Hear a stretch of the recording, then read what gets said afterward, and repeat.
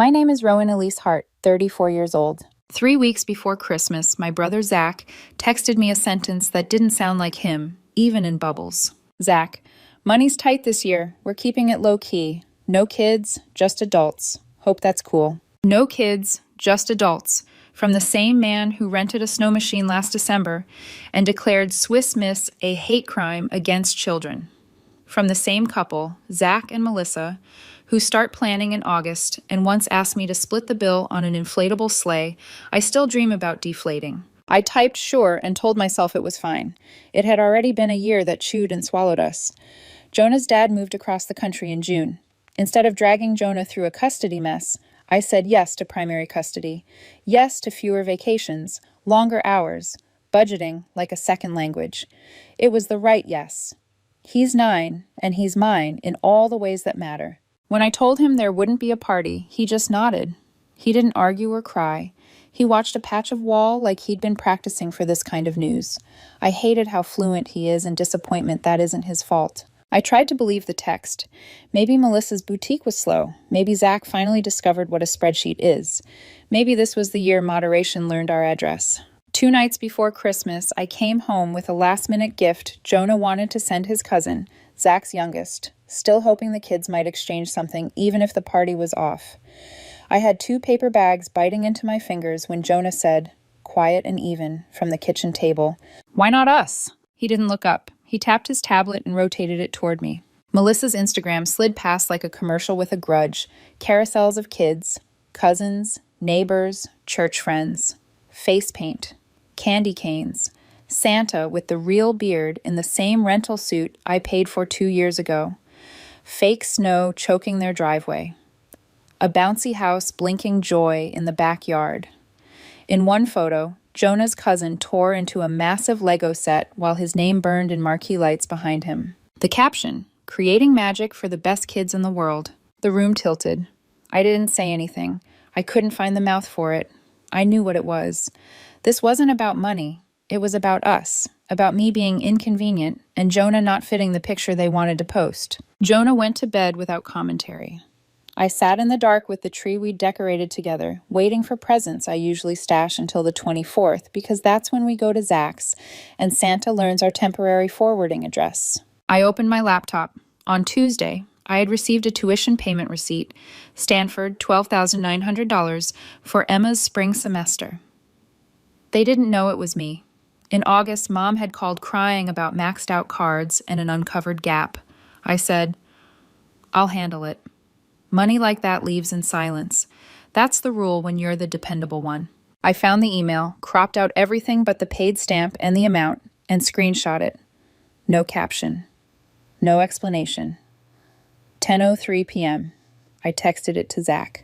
The read receipt blinked alive, then went dead. No question mark. No all. By morning, my phone had tried to shake itself off the nightstand. 37 missed calls, all from Mom. Something had shifted. I could feel it humming under the skin of the day like electricity before a storm. I made coffee. I didn't call back. I waited. The first call came before sunrise. Mom's name glowed across my phone like a fire alarm I didn't want to answer. By the 5th attempt, I caved. "Why would you do this, Rowan?" she demanded before I could say hello. "Do what?" "Cancel Emma's tuition payment." Her voice cracked, like it had been rehearsed, softened for guilt. "Zach just got a notice from the bursar. Do you understand what you've started?" I sipped my coffee, let her fill the silence. "What I started," I said finally, "was asking why my 9-year-old saw his cousins and every neighbor's kid celebrating Christmas while we were told there was no party this year." There was a pause, then the sound of papers rustling, like she needed backup notes for her excuses. "Oh, sweetheart," she sighed. "It wasn't personal. Melissa didn't want to overwhelm the house this year. You know how many people—" "Mom," my voice came out low, steady. "Jonah saw the photos. He asked why not us." She tried again. "Maybe it was Melissa's idea. Maybe Zach didn't know. They were going to invite you last minute, but it filled up too fast." "Mom, stop. They lied." Her tone changed from soothing to sharp, the way it always did when empathy cost too much. "You're overreacting. Don't take it out on Emma. She's innocent."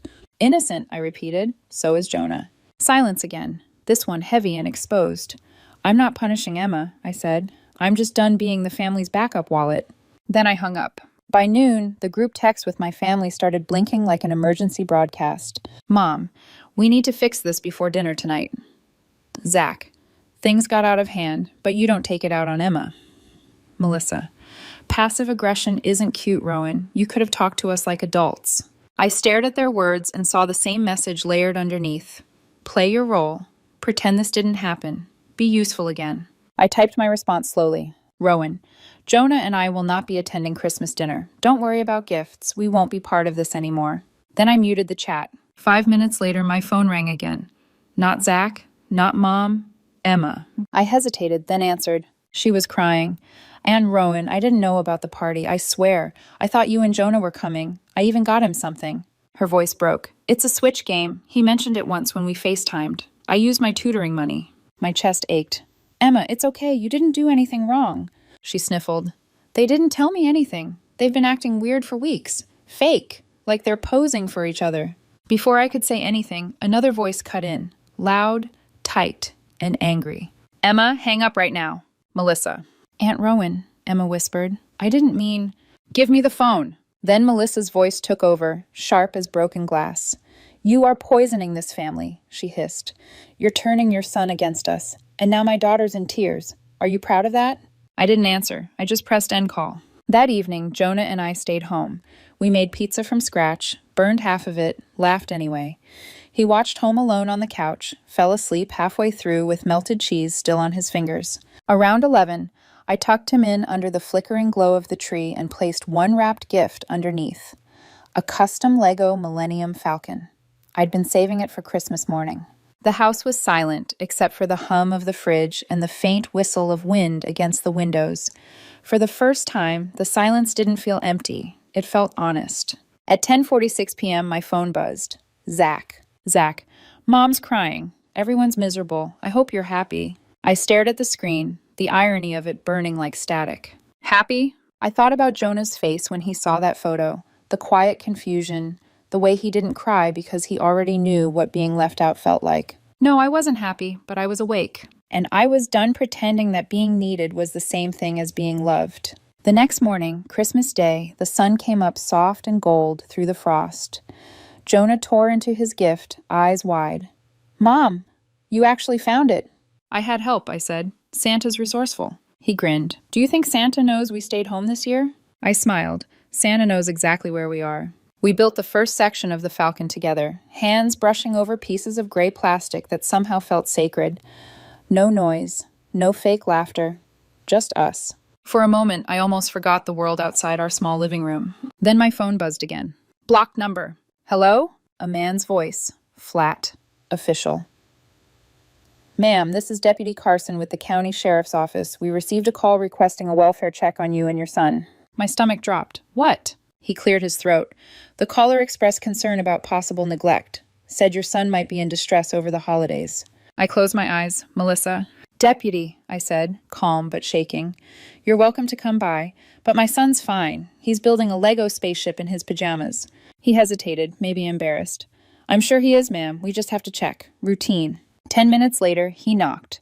Looked around our tidy living room, saw Jonah's grin and the half-built Falcon, and apologized. Looks like you're both doing just fine, he said.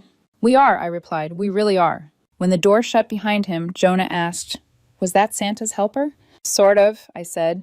Just someone checking if we're okay. Are we? I met his eyes. Better than ever. But inside, I knew this wasn't over. This wasn't concern. This was control. The next move in a game I hadn't realized my family was willing to play. And that's when something in me finally broke. Not loudly, but cleanly. I wasn't angry anymore. I was done. By the next morning, the anger had cooled into something sharper. Focus. I'd spent the night staring at the ceiling, watching the room go from dark to gray to gold, while Jonah slept peacefully in the next room. He deserved peace.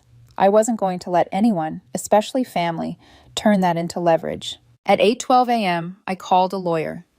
Not because I planned to sue anyone, not yet. Because when people show you they're willing to lie to authorities to get their way, you stop waiting for decency and start preparing for defense. Her name was Allison, soft-spoken, the kind of person who could turn fury into strategy. After I told her everything, the exclusion, the tuition, the welfare check, she said quietly, They're using institutional systems to punish you for setting boundaries. That's emotional retaliation. You did the right thing calling me." I didn't realize until then how much I needed someone to say that. By the end of the call, she had drafted a cease and desist order addressed to Zach and Melissa. It was professional but surgical. No contact, no phone calls, no surprise visits, no gifts for Jonah, no attempts to communicate through family members, social media, or third parties. Any future harassment would result in immediate legal action. I signed it digitally, hit send, and copied my mother on the email. Let them all see the paper trail. The group chat went dead within minutes. It was eerie, like the quiet after fireworks, the smell of smoke still there, but the noise gone. 2 days later, I came back from lunch to find my mother sitting on the hood of my car in the office parking lot. She looked small, shoulders rounded in a way I hadn't seen since I was a teenager. For a split second, instinct made me soften. Then I remembered why she was there. "Mom," I said, sighing, "this isn't a good place for—" She cut me off. "You can't do this to us." I blinked. "Do what? Protect my son?" She slid off the hood, clutching her purse like it was full of excuses. "Melissa's a wreck. Zach's barely sleeping. The mortgage is behind. Emma's about to drop out because that payment you canceled." "The payment I never owed anyone?" Her voice wobbled. "You've always been the one who keeps this family together. If you keep this up, everything will fall apart."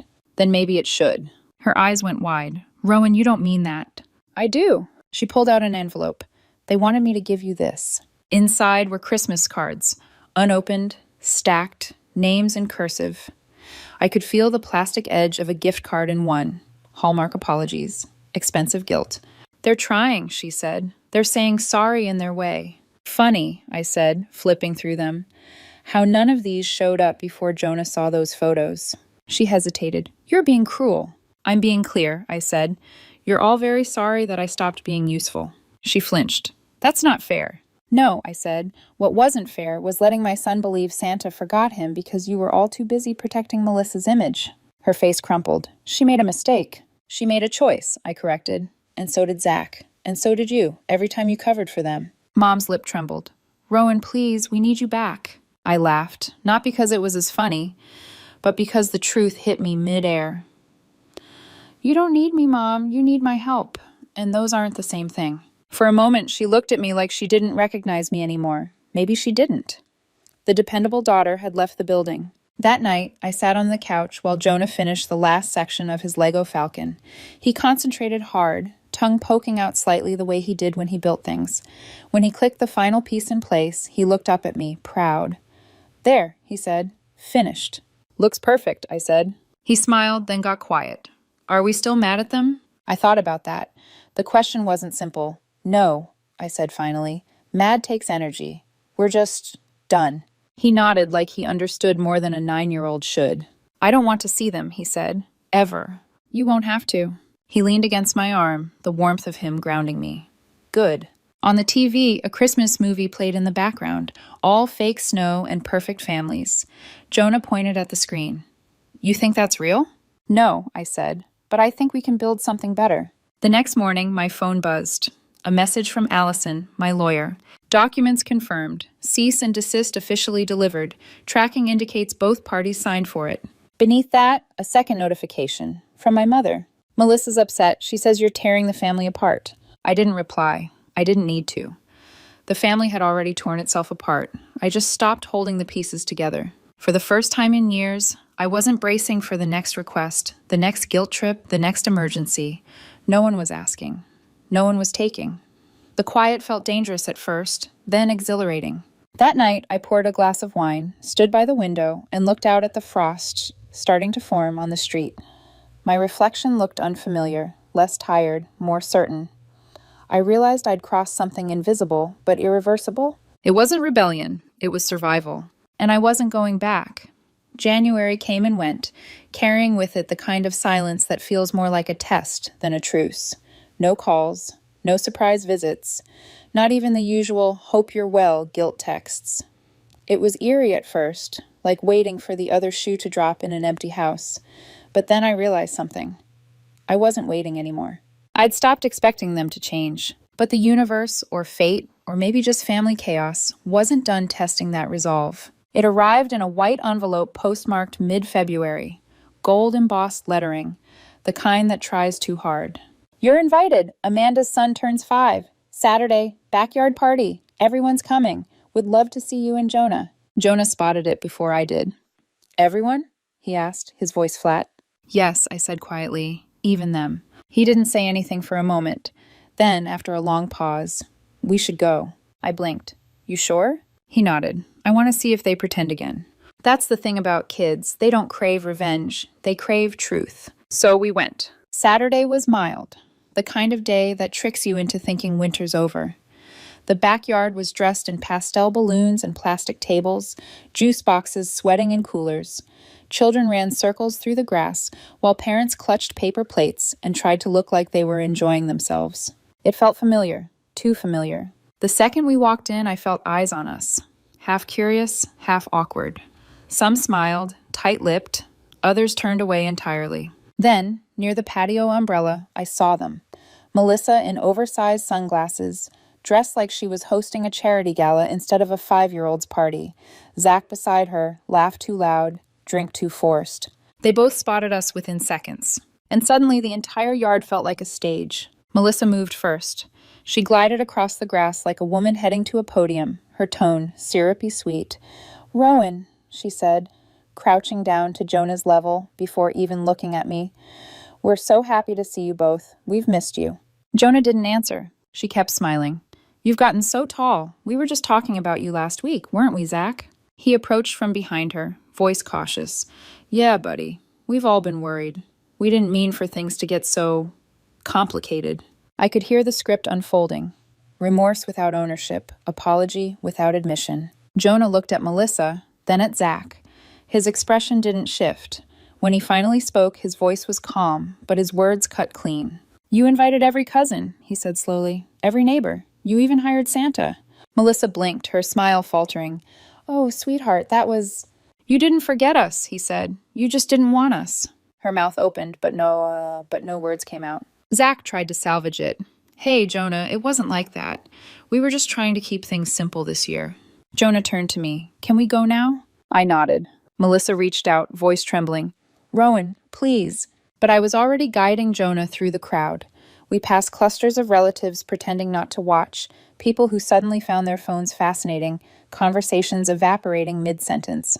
No one stopped us. No one said goodbye. In the car, Jonah was quiet for a long time, watching the sky blur through his window. I waited. I've learned kids will talk when they're ready. Finally, he said, I don't think they're going to change. I don't either, I said. He looked down at his hands, fidgeting with the sleeve of his hoodie. I don't want them to. That made me turn. You don't? He shook his head. If they change, they'll just pretend again. I want them to stay who they are, so we can stay different. His words landed like a quiet truth I'd been circling for months. You're right, I said softly. We'll just be different. When we got home, the air felt lighter somehow, like we'd left something heavy behind in that backyard. Jonah ran to Chewy, the rescue dog we'd started fostering, and collapsed onto the floor beside him, laughing as the little mutt licked his face. See, Mom? He said, grinning. Chewy doesn't care about parties. I smiled. Smart dog. That night, after Jonah fell asleep, I sat by the half-finished falcon on the shelf. The pieces we hadn't added yet sat waiting in a small plastic bag. I opened it, clipped the last wing into place, and set it on the stand above the TV. When I stepped back, I realized it looked like a trophy, not for the fight, but for surviving it. The phone buzzed on the counter, a text from Emma. I saw what happened today. I'm sorry. I wish I could have said something. I typed back. You didn't need to. Jonah said everything that mattered. Then I turned off my phone. Because for once, I didn't need an audience. I already had the truth. 2 months later, the house was quiet in all the right ways. Not the brittle, tiptoeing silence of a family bracing for another explosion, but real silence. The kind that hums softly under morning coffee, that smells like pancakes and a clean slate.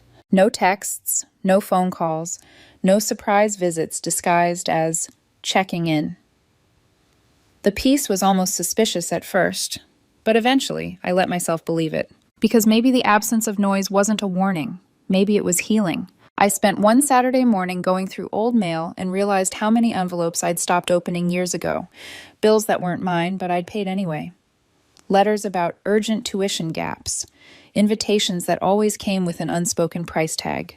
There were so many small ways I'd been funding their version of love. I poured everything, receipts, reminders, every faded IOU, into the fireplace and watched them curl to ash. It wasn't revenge, it was release. When the last scrap burned out, I felt something unhook inside me. By March, the family fund account was officially closed.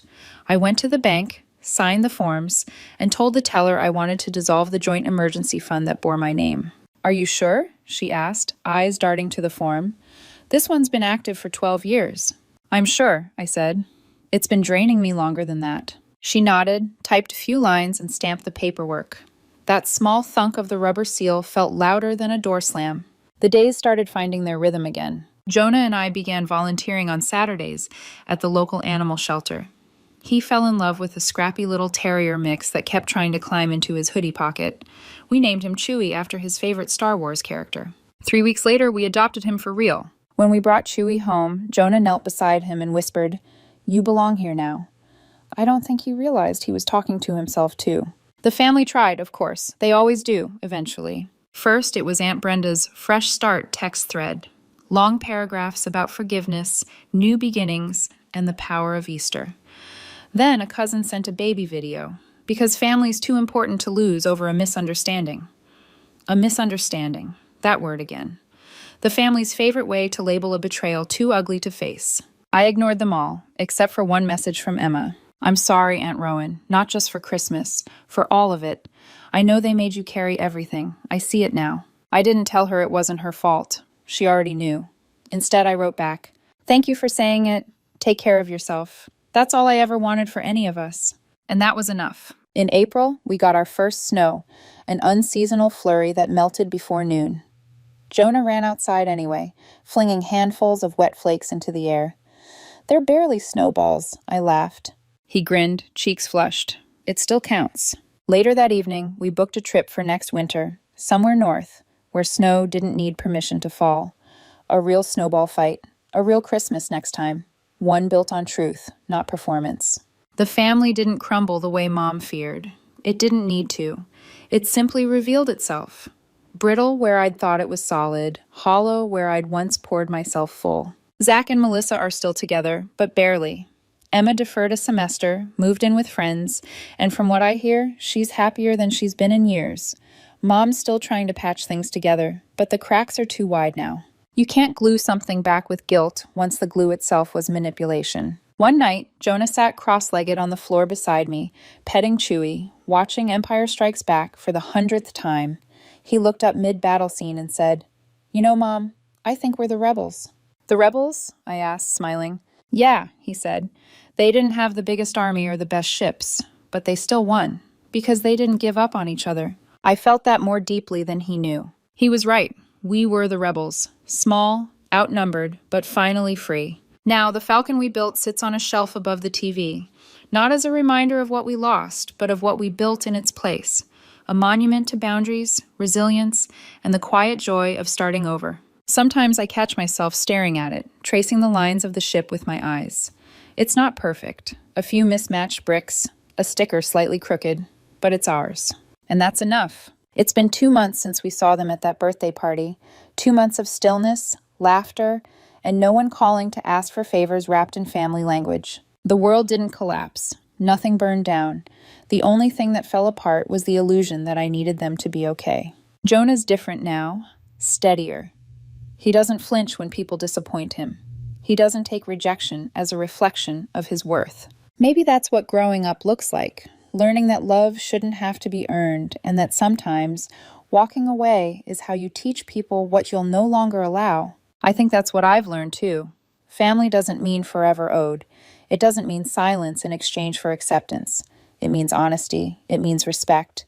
And when those things disappear, so does the obligation to stay. We didn't lose a family. We lost an anchor that was keeping us from sailing anywhere new. So now it's just me, Jonah, and Chewie, planning birthdays, building Legos, cooking burnt pizza, and laughing too loud. It's quieter, yes, but it's a quiet I fought for, a quiet that feels like peace instead of punishment. Because when you finally stop carrying people who only love you for what you can give them, the only thing you lose is the weight you were never meant to bear.